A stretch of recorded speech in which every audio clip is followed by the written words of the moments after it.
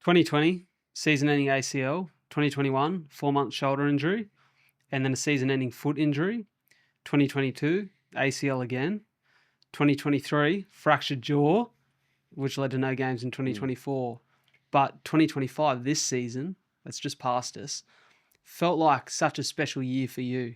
Mate, it was nice to see. I think any fan of not just the Roosters, but rugby league can say that when we seen you run out there for the first time this year, everyone had their fingers crossed, you know?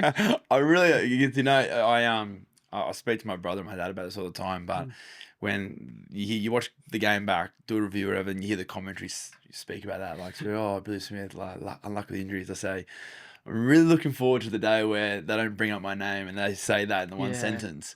And throughout the back end of last year, that's how it was. I'd say Billy Smith, and then wouldn't bring up injuries. So it was a bit of a almost a bit of a tip of the cap sort of thing. It felt nice not having my name. I know that's part of my story now, and I am really proud of it. But it is funny, like hearing that. It's like, oh, it's nice to have someone say your name and not, I suppose, the guy who's always injured, or the guy who's, as you said, fingers crossed. I've got to ask you about it. Like when you go through this year after year, because some players experience challenges with injuries throughout the course of a career.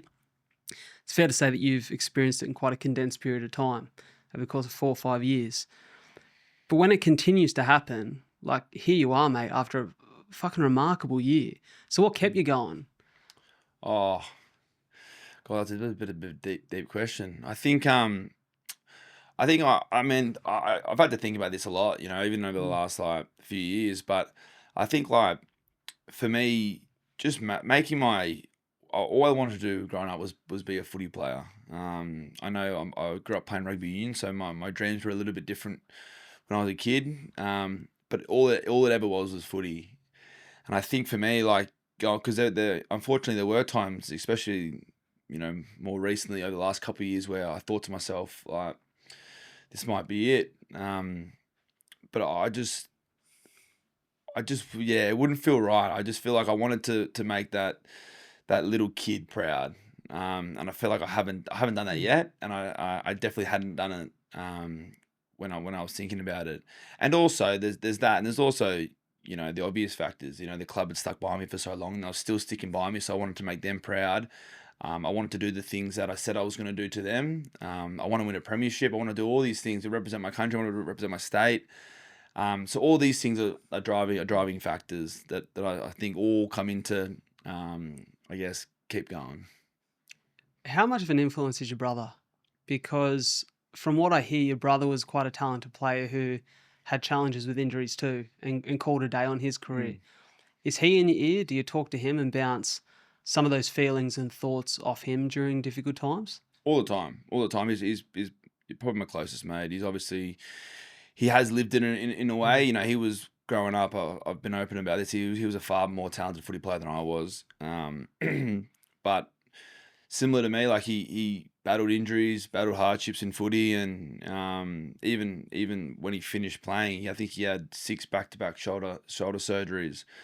And it got to a point where, he couldn't swim without it causing him grief, couldn't surf, couldn't do the things he loves to do. So he ended up calling it down on it.